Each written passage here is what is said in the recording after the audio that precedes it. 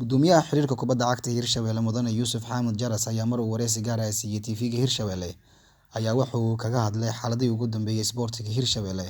iyo sidii loo heli lahaa sanadka dhalinyaro matasha xulka Hirshabelle. Sidoo kale gudoomiyaha ayaa sheegay inay goordhow ay qaban doonaan ama qabanqaabadooda ay hayaan horyaalada Serie A, Serie B iyo Serie C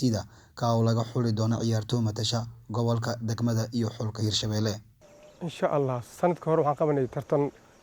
lix koox Serie A waa aragteen soo socda insha Allah hadda muddo dhow waxaan qabanaa lix kooxood iyo ciyaarihii wanaagga lagu bartay in mar labaad inaan soo celino si aan u helno haddana xul kale oo ka fiican insha Allah waxaan rajeynayaa sanadka hore inuu sanadkan ka wanaagsanaan doono hadduu Ilaahay yiraahdo. Hadda waxaa noo socda tartan saa la socotaan oo 17 jirka ilmaha ka hooseeyo meel fiican oo maraya waa gabagabo insha Allah markuu dhamaadana waan la soo wadaagi doonaa. Rajadu waxay tahay inaan qabano maadaama anaga aan nahay gudoomiyaha kubadda cagta Hirshabelle ay kooban tahay dhowr degmo